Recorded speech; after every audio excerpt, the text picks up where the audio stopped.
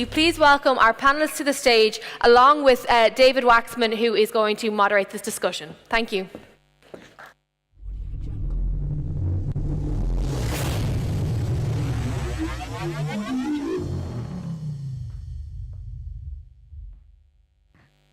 Hello, everyone. Thank you very much for joining us today. I have the pleasure of interviewing the CEO and CTO of Concordium. Now, many of you, in fact, most of you, perhaps all of you have not heard about Concordium yet.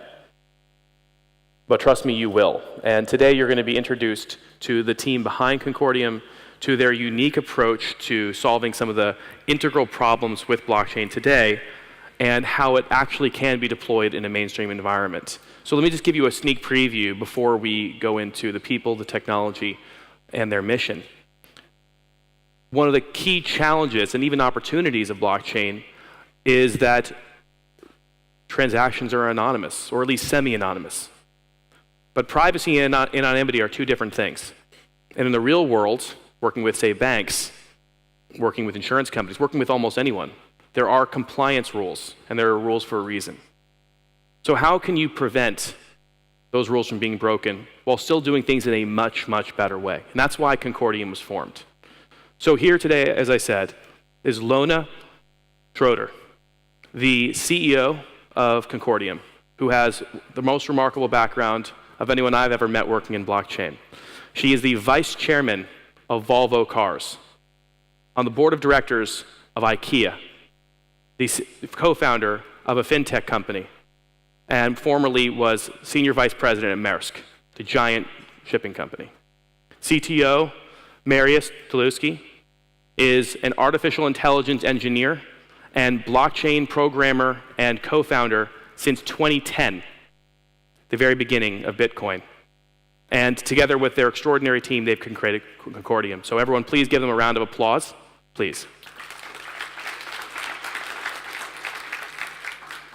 Lone, you have every opportunity to do whatever you'd like to do at this point and stage of your career. What made you say, I should join a blockchain protocol company?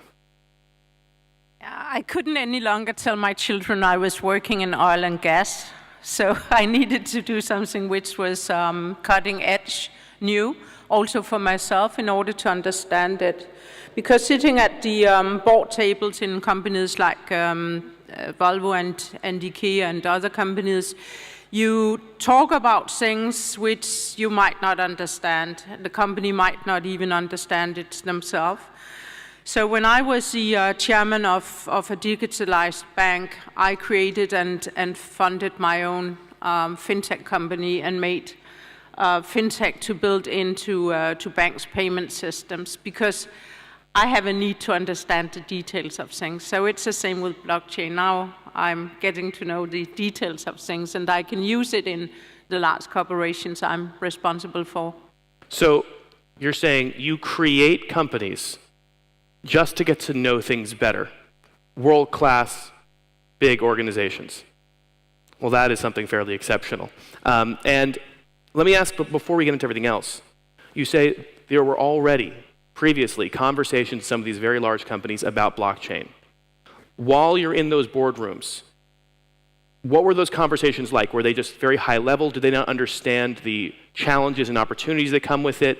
You know, who was advising the board at the time on things like blockchain before someone like you became fully cognizant? Yeah, so many things in companies end up in like PowerPoint presentations, and it's really those companies who have the ability to operationalize their strategies and their PowerPoint presentations, they are the winners, and this is what you have to demand also from the board, that they can then discuss it on a very qualified level, so they understand also which team to employ and which resources to spend on this. So you've joined Concordium, which has a rather remarkable team. Would you be able perhaps to detail some of the other members of the team and the advisory board so far who have joined up? Yeah, so I like to say on Concordium, it's quite interesting. So we are disrupting disruptors by applying regulation. That's pretty weird. Yes, but that's how it is. So I don't believe that the blockchain and cryptocurrencies can live in the kind of more anarchist environment it's living in now. For huge scale adaptation, you need to apply regulation to it. So this is what we are doing. And then we have gathered a team of advisors who understand the regulatory environments. We have, amongst others, a former head of NATO, which is the ex-Danish Prime Minister, Anders Fogh Rasmussen. We have, as the founder of Concordium,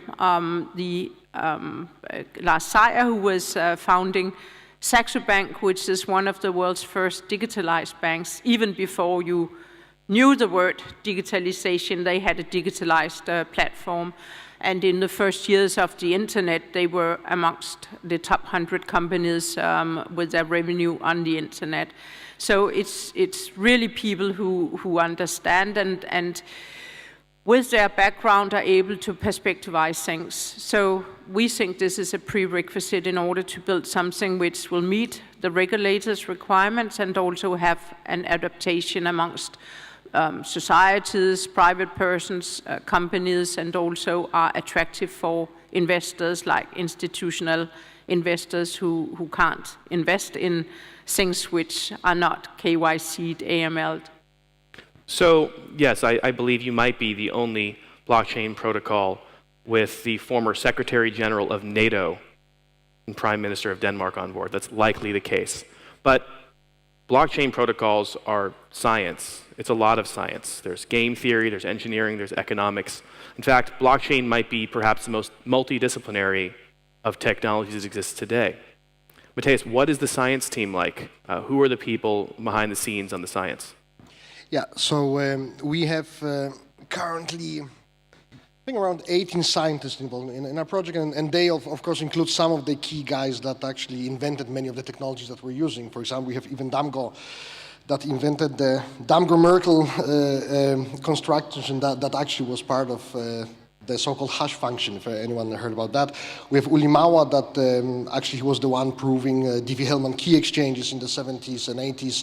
So we have people on board that actually have been all the way since crypto became a field in mathematics that are top experts. On top of that, we also have some... cryptocurrency, you mean even crypto as a cryptography before cryptocurrency. Yeah, exactly, before any of that, because everything is mathematics in the end, in crypto.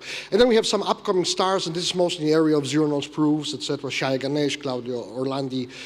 They are inventing the next generation of cryptography. And this is, of course, MPC, multi-party computation, and, of course, zero-knowledge proofs, ZK snarks, Sigma protocols, and this kind of things. These guys... you see, there is a difference between projects. So some projects are purely tech-based, development-based, and some projects are science-based. We call ourselves a science-based project because we actually invest a lot in science. We created the research center in Denmark at Aarhus University. We are in process of establishing a presence in Zurich in the same way. We think that our investment in science will actually pay off in the long run. We need to have as robust a platform to build our technology on as possible, and this is why we actually are so dedicated to science. And yes, our scientists are publishing papers, so all the ideas that we do are open source. It is open knowledge because we also want to contribute to general crypto, because we hope that these technologies will come to the next level in the years to come. So yeah, we kind of like a research center that also does a actual technology that is usable for the public. So Concordium, as proposed, is a proof of stake. For those of you in the audience who are blockchain nerds like me, is a proof of stake blockchain with upgradable smart contracts, with revocable privacy that we're going to get into for a reason, and a number of other key features that essentially distinguish it from some others that allow it to be horizontally scalable and have a level of security with formal verification that is necessary for mission-critical applications. These are all high-tech whiz-bang terms. But one of the really unique selling points, if there is one, or characteristics I should say, is this identity layer built into the protocol. And why is that important? Why is it that you should have it all the way baked into the very core? Why does identity matter so much, and why should people on a network identify themselves? So again, back to that, we want to build something which can meet the regulators' demand. And just as you have to do when you open a bank account, you have to be able to identify yourself. So we have the same on Concordium. And this is actually a super interesting feature because this is I call it, we'll find a shorter name, but right now I call it a portable, but also flexible disclosure identification. Can you explain a little bit about that, just a little bit? Yeah, so that means, for example, you can decide what part of your ID do you want to disclose. So you always have to identify yourself by using the blockchain. So because I'll just digress a little bit, because one of the biggest spends in the world is actually on identification. And there are more business which are not being done than business which are being done due to lack of people's ability to identify themselves. So this is a huge, huge problem. And if you look at what top banks are spending in amounts of money for identification, it's huge. So we have this portable identification, but which is also very smart. So you can have it in your wallet, and then if you go and you are a young person and you want to buy some liquor and you have to identify yourself with your age, I at least know that from my teenage daughters, they don't want to disclose also their address and their social security number, etc. It's intimidating for them. So just to be able to verify I am above 18 is sufficient. So this is a super nice feature, which is also our own Safe First smart contract on our Concordium blockchain. And this is critical not just for simple applications, but I think you brought up a good one, like, for instance, only unveiling of very specific information, proof that I am 18 years old, proof that I have paid my taxes this year, etc. Those things are helpful, but it becomes really interesting, Mateusz, I think, when you have a smart contract system and a series of smart contracts that essentially means that information can be unveiled to allow oracleize one smart contract and allow for several things to happen progressively. This is where the magic happens and these decentralized applications can occur, but they do need a trigger. And the trigger in this case can be it seems, some sort of private and only private, partially revealed transaction. Is that correct? Yeah, so basically this is the whole zero-knowledge-based cryptography, which is our key flagship. This is where it really comes to play, because again, as Lone said, you can basically even prove a chain of things happening without proving actual things. For example, I only want to buy fair trade coffee, right? How do I make sure that that everyone in the chain of suppliers of the guy I'm buying from also was fair trade certified without him having to show me who it is, because he doesn't want to show me his suppliers, right? So all of that we can actually do on the protocol level. So so to say, and we believe that, again, for us, identity is much more than just identity for a person. In the whole IoT business, a car can have an identity, a phone has an identity, everything can have an identity that on top of which you can prove some facts about that person, right? In financial industry, sometimes you need to be able to buy something and you need to prove that you're not a US resident, for example, or that you have or that you have more than 100,000 euro on your account, and without showing someone how much there is in the account. So that whole layer is kind of what we think will enable the next generation of applications on the blockchain. Because again, in the end, it's all about technology, right? Because we want people to build things and we want people to use things, and we just see that current generation of blockchains do have some issues, some walls that they have problems with jumping over, and the whole identification of facts about persons, things is the main reason we think. One could say on other blockchains it's two anonymous parties doing public business with each other. On our blockchain, we want to identify the parties doing secret business with each other. Let's talk a little bit about that. And to something else you mentioned essentially, which is that everything on the Concordium blockchain is essentially provenance tracked. Why does that matter? I mean, Lona, you've been, of course, at a shipping company. I imagine there were a whole lot of items being shipped and moved around, many moving parts all the time. What does provenance tracking allow for in the real world at big scalable businesses, at enterprise, at the government level? What does that allow for? But there's thousands of examples, and this is, I think, the key feature and the reason why I believe that blockchain is needed is that you can have here quite cheap technology, because that's the other thing. We have a feature where for the user, it has to be very predictable what the cost of using the blockchain is, because everything is going towards zero. This is how you are thinking on cost in your corporations. But you need to be able to prove things, and I think the world is moving in that direction. It's a huge demand from consumer side, and that you are able to verify things so they become auditable, that you know the things you are seeing is true and real, because that's the other problem in the world now. You can't trust anything. It's fake news. It's the banks you can't trust. But here you can really go to the source. So let's take for the car industry. It could be the maintenance of your car, which is putting value into the car. Or for the airline industry, the whole maintenance programs for airlines, it's very much up to self-regulation. So we've certainly seen that in recent examples. Exactly. So I really want to know if I'm flying. I was just over from Boston now.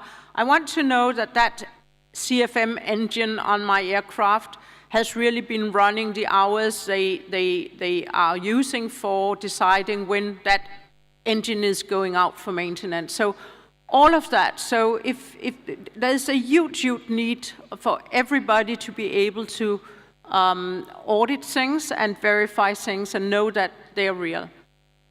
So that's true. But why Concordium for that? Why is it that hopefully in the future Boeing would use Concordium as opposed to something else? Why is it that they would say we need to use a blockchain that has integral compliance features as opposed to one where it's, let's say, soldered on or it's a second layer? Is it really that important to go and have, as I said earlier, identity and these types of compliant functions built in all the way to the core? Yeah, so you have to know who you're dealing with. Back to the identity issue we talked about in the world. So that's just the key thing, otherwise you don't know where things are coming from. So you have to know who you're dealing with, and you have to know the provenance of things, which is the whole, say, key of it. So combining these two things, and then combining it with having a cryptocurrency which is not contaminated. We don't accept cryptocurrencies, say contaminated cryptocurrencies for investments in our GTU. So it will be clean like any other currency. We would have it KYC, AML from the very start, so it is clean. Once it's contaminated, it can never be clean. And this is why we think that there is this big wall. There is the past, but now is the future, and the winners will be those who have these features. Again, simply because large corporations cannot use things which are contaminated currency-wise, investors cannot invest in it. And we've seen parallels with other organizations you worked with before. You have told me that at Volvo, they invented the seatbelt. Yeah. And before the seatbelt, everyone was unsafe. Yeah, it's very interesting. So in 1958, Volvo actually invented the seatbelt, and they forgot to take a patent on it. So they said, it's our gift to the world.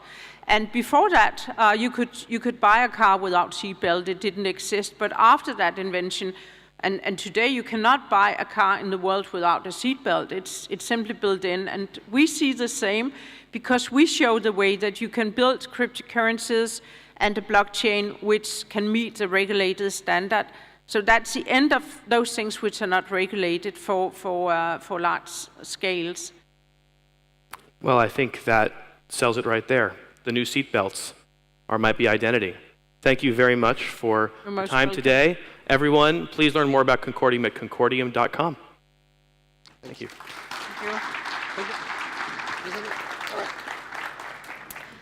Thank you. Thank you very much to our brilliant panel there. Fascinating. The notion of blockchain always gets a great reaction. So if you do have any points or any thoughts or any questions, make sure you can throw them up on social media using hashtag DTS19.